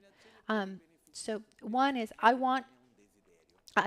it's the first. It's just a desire. I want so much to reach enlightenment for the benefit of all sentient beings, but it's a desire. It's important and has its value, its worth. But when I start putting into practice of familiarizing myself, or perfecting generosity, generosity and morality, the six perfections, when I actually start walking on the path towards enlightenment for the benefit of all beings, then we say that it's the bodhicitta, the engaged bodhicitta. So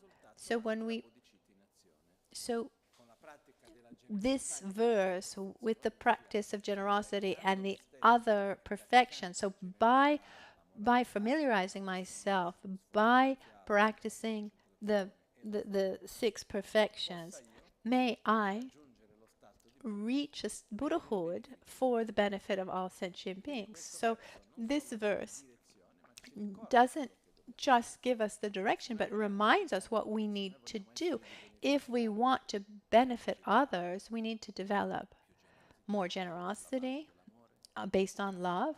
We need to develop more patience, concentration, enthusiastic effort. Morality was the second one. Concentration and wisdom is fundamental, otherwise it stays as just a desire, which is fine up until a certain point. So, with this basis, we start the meditation that we want. Maybe it's a meditation on self-healing, or on the preciousness of this life, or on bettering my concentration, or on whatever the meditation is. If we do it with a sincere feeling, even if it wasn't spontaneous and we needed to induce it, we needed to generate it artificially, but it's sincere, even if it's artificial, this love towards others with the desire and intention of helping others. I mean, this changes the quality of our meditation tremendously. The amount of positive energy, our our ability to for helping people actually. To, for example, if we want to help people, I mean, there are those who do practical things or help by cooking or by listening, by giving advice, or working in medical fields. I mean, there are a million different ways where we can interact positively and help someone. If when doing something for others, if we're able to add to that desire of them being happy.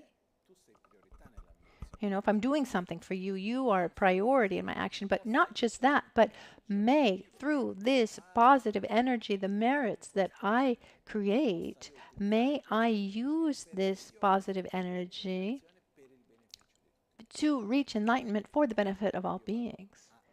So I amplify that action, not just for that person, but for the benefit of all beings. And so this has to do with the benefits of bodhicitta. So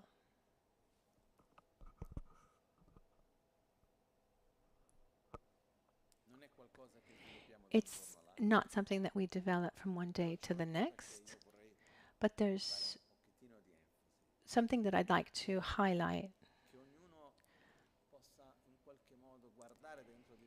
May everyone look inside themselves and say to themselves, I can do it. Open my heart in a sincere way. It's possible. It's possible to overcome my selfishness. Allow ourselves for one moment to imagine what it would be like if I were free from my selfishness, if I had a sincere feeling of altruism towards others, and imagine our lives as it is. I mean, the people that we interact with, the material situation that we live, you know, our life, but without this obsession with self-gratification, with this burden of the I and the my. I'm tired and I don't like this. I mean, I'm so boring. I mean, how would it be without this great weight where we're able really to feel the joy of loving, the joy of being close to someone, where our priority is developing our inner qualities to be able to help others do the same. Let's try to imagine that for a minute and say to oneself, I can do it. Not immediately, but I can start at least relating to those close to me, those who I relate to in a daily. Try to act more altruistically, less selfishly, allow myself to see others, judge less, um, um, welcome more, impose less, listen more. Try to allow ourselves to see others, starting with those who are close to us. So it's not important what we've done, what we haven't done. The needs of the others are important. And one of the most beautiful things that we can do is to put ourselves at the service of others. It's enormously beautiful. Not just beautiful, there's a lot of dignity in it too. I think it's one of the most noble things we can do is to serve. It's much more noble than being served by everyone. And this is what I learned with Lama Michel Rinpoche. He clearly showed that he was at the service of everyone. And there's a verse here that's very important, that and when we take the bodhisattva vows, for example, and you take the commitment to helping others, there's a moment where we can take the bodhisattva vows. In the bodhisattva vows, in just a few words, that it's just one actually. Actually, over the centuries, there are they've developed into 18 main vows and 18 root vows and 17 secondary vows. And then the fundamental one is to not abandon love towards others. You break your bodhisattva vows when you abandon love towards a sentient being. And when you take these vows, and maybe in another occasion we can dedicate a few days to the bodhisattva vows. It's very important.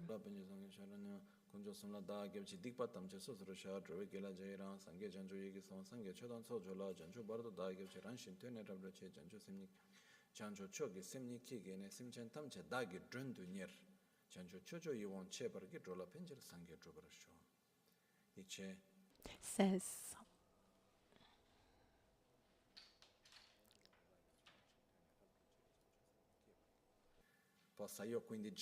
may I generate the mind of bodhicitta.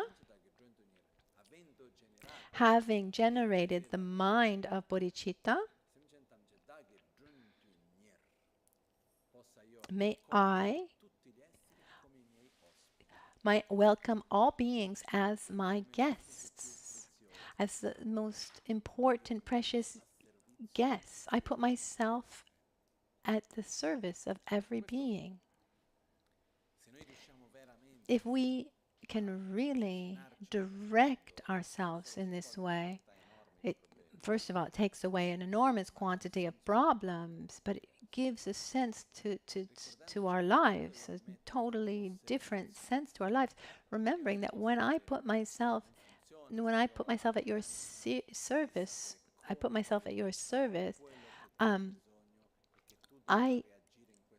I have to take away all the arrogance of thinking of what I think you need and how you should react. You know, so remembering that we can only interact. I can't change you. You know, with my thoughts, with my words, with my actions, we can have this positive interaction, and I need to adapt myself to your needs and abandon the arrogance of thinking what I think you need or how you should be. If we can do this with one person, gradually that allows us to expand to others and start with just a few, not with too many. And for the last for today, because there's a part here that if we start today, it's too long. The part on visualizations, we'll do that tomorrow. But there's a verse that I really like. When we regenerate bodhicitta, it's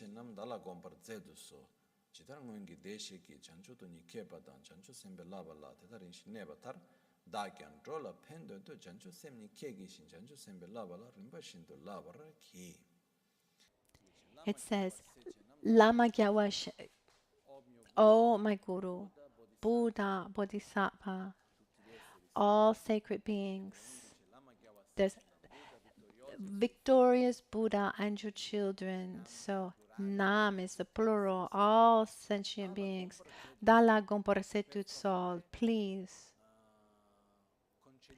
concede me a moment of attention.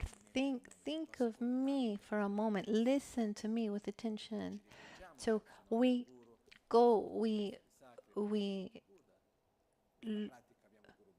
have Guru Buddha visualized in front of us, and we say, listen to me for a moment with attention.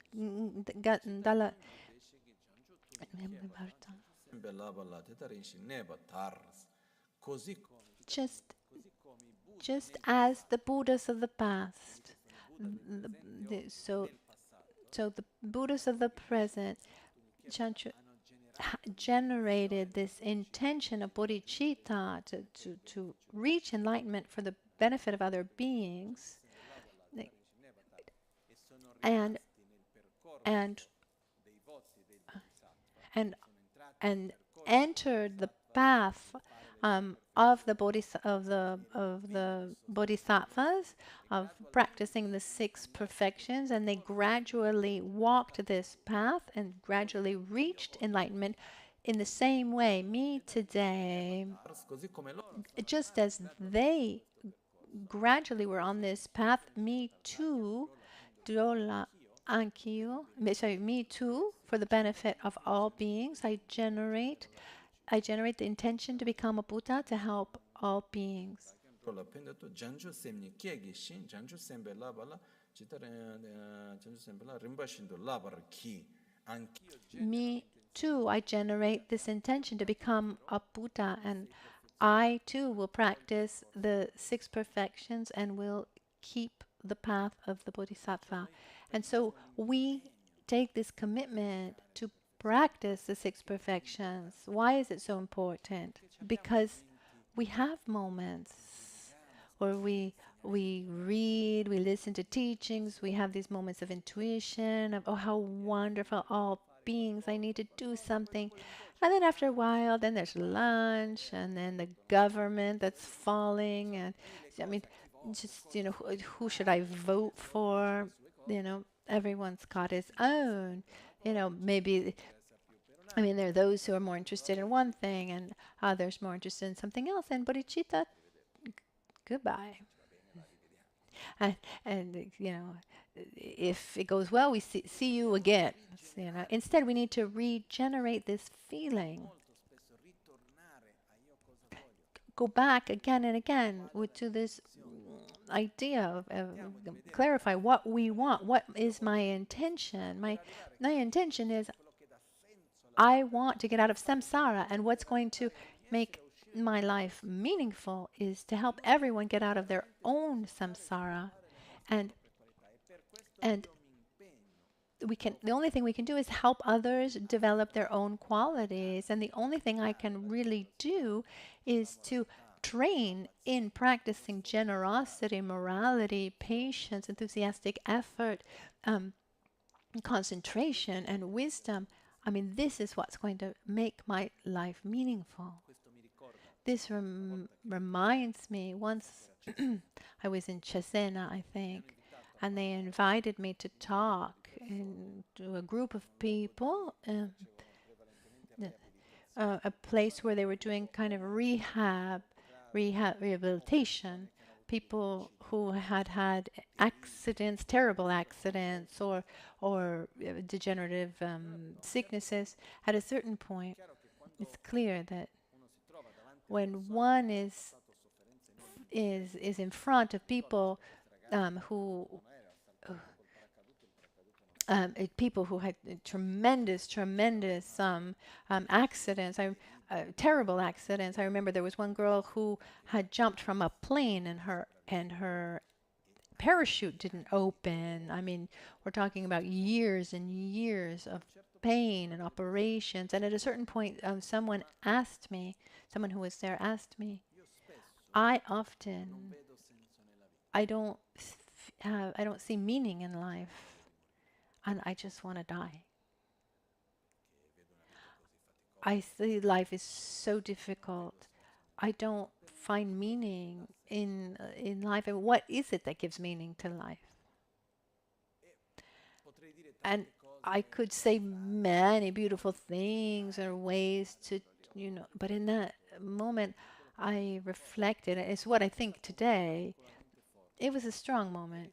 And thinking about that, I thought, what is it that gives meaning to life?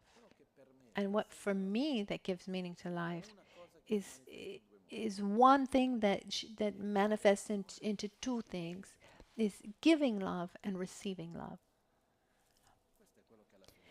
This is what, at the end of the day, gives some meaning to life. What makes life useful, and in our modern world, great problem of modern times is that we've become kind of useless in this sense.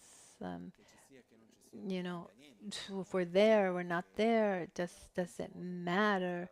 There's, our actions, our presence can be substituted in so many other ways. But what really gives meaning to life is loving, the joy of the joy that we feel with the by loving someone, by someone is immense, and just like also receiving that love from someone, because whether we're loved or whether we love or we are loved, we're touching that same feeling. It goes beyond words. It brings deep joy.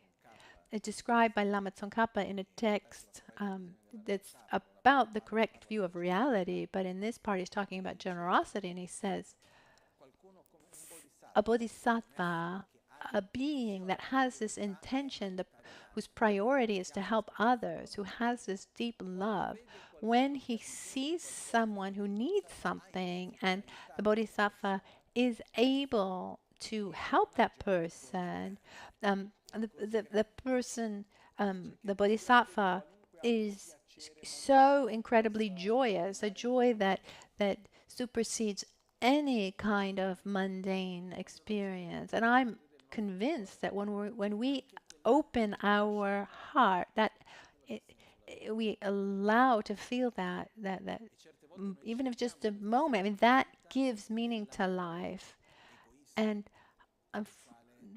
we often look for meaning in life through that selfish kind of love, where you want to possess the other, when instead it's I mean, and I'm not saying that relationships in a couple is not positive, but what I'm saying, what really gives meaning to life is opening up our hearts and loving others, becoming a positive interaction. So we need to put energy in this. It doesn't happen from one day to, it doesn't happen automatically.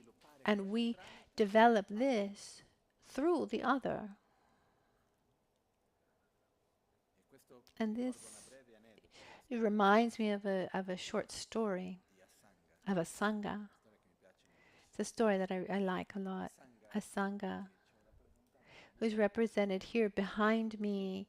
You see Akshobhya and Mamaki in blue in color. And then there are 5 images above.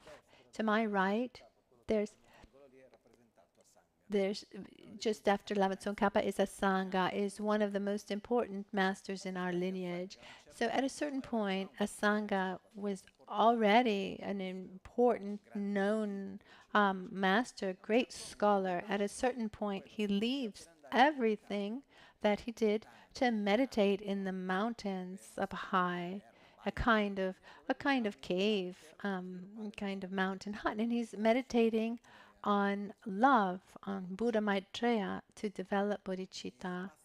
After 3 years in meditation, doing his practice, and he doesn't feel any difference. So he says to himself, "Well, better to go back. I can, in being in contact with others, I can be more benefit." And as he's walking back to the village, he meets an old lady who had a container full of little sticks of metal, and another container with needles of metal, and she had this little cotton, a little piece of cotton, and she was rubbing them. And he says, "Ma'am, what are you doing?" She says, I'm rubbing the metal. I'm using up, I'm rubbing these metal sticks to make needles." And he thinks, "Oh, what amazing perseverance! If she's able to do that just to make needles, what 3 years of my life?" So he decides to go back, and another 3 years go by, 3 years without any kind of apparent result. So he goes back down, walks back, he decides to go back, and as he's walking, he sees a huge cliff with nests of birds, and to get to the need, the birds would have to touch the side of the cliff with the very tip of their with their open wings, and just the tip of the feather actually made a big like hole in the side of the cliff. And he thought, if something so soft and fragile like a feather can actually modify the stone cliff, you know, what are 3 years of my life, of trying to shape my mind?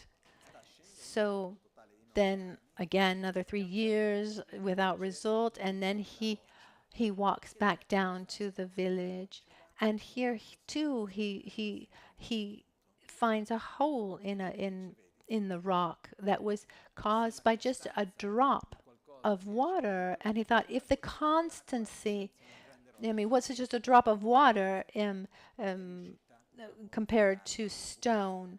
And he said, if the constancy of just one drop of water can make this enormous hole, can make a hole in the cliff, then what are another 3 years of my life?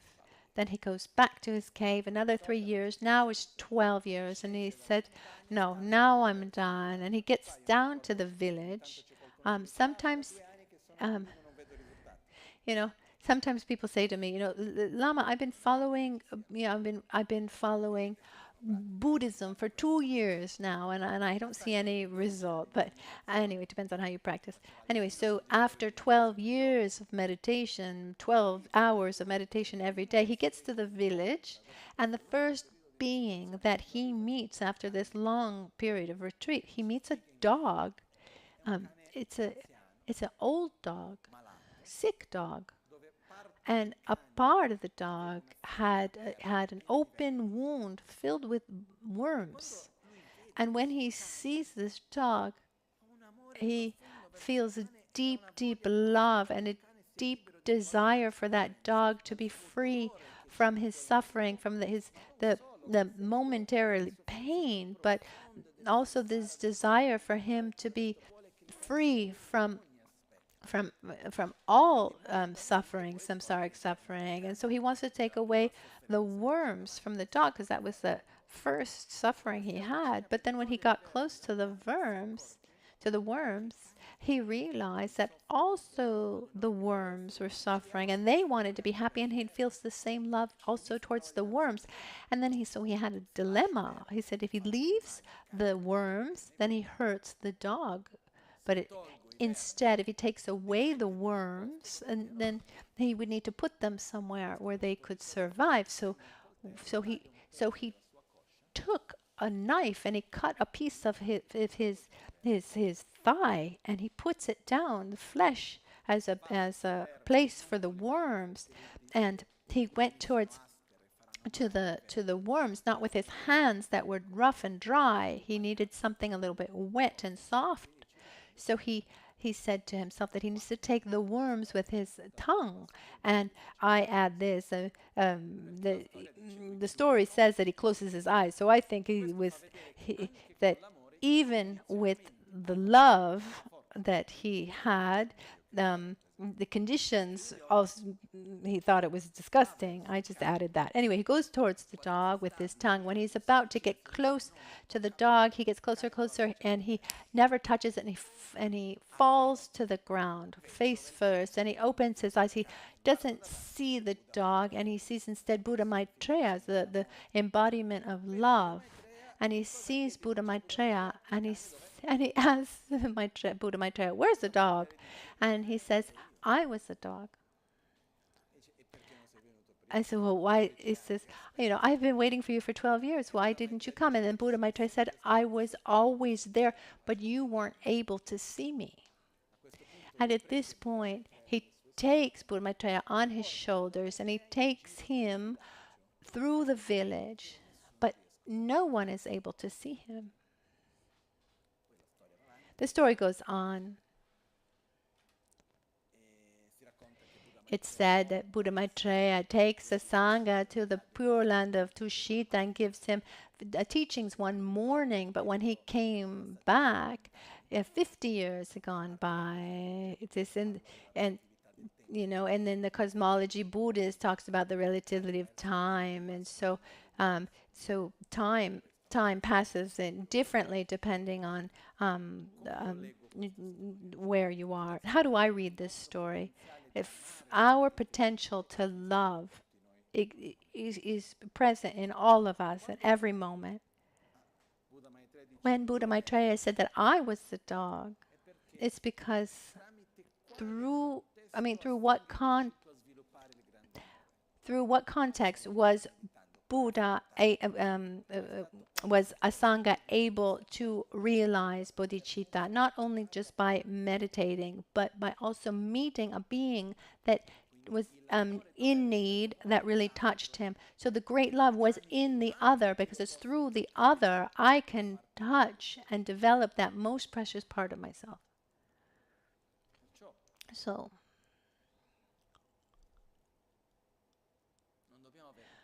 we shouldn't be afraid of others. Let's remember that it's by putting ourselves at service of others, really for the open heart, that we're able to reach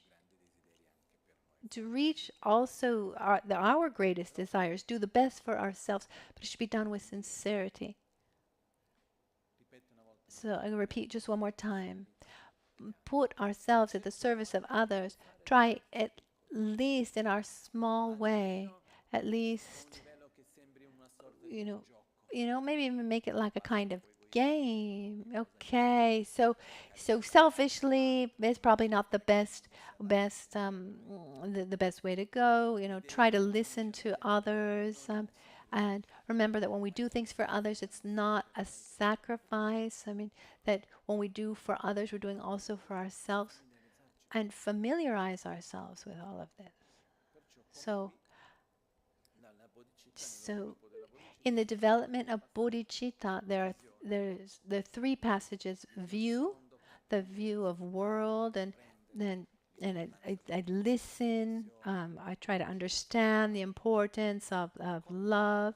Conduct, it says, applying this to our lives and our daily lives, and the way that we act, the way we speak, the way we think, and then meditation. So familiarize ourselves. We can use visualizations, recitations, etc., to train ourselves in developing this gradually. And tomorrow we'll talk about the visualizations to do for the development of this bodhicitta, this altruistic state, to desire for the benefit of others. That's it. So today also, let's remember what the oracle said yesterday. Among all the practices, the most important one is to develop altruism and overcome selfishness. And it's also the natural development that comes after clarifying what we want. Let's remember that if we're not able first to clarify what we want, then we can't really open ourselves up for others. First, I need to be kind with myself before I can be kind to others. It's time for dedications.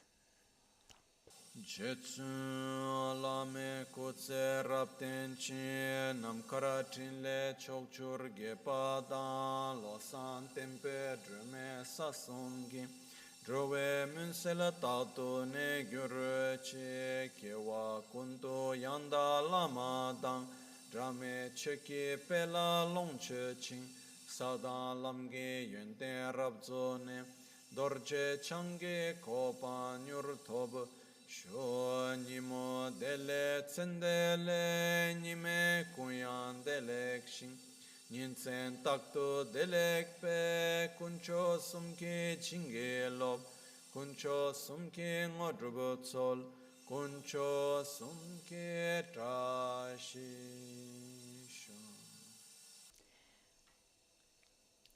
At dawn or at dusk, at night or midday, may the three jewels grant us their blessings.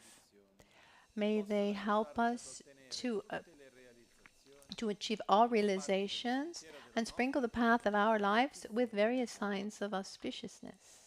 At dawn or dusk, at night or midday, may the three jewels grant us their blessings. May they help us to achieve all realizations and sprinkle the path of our lives with various signs of auspiciousness.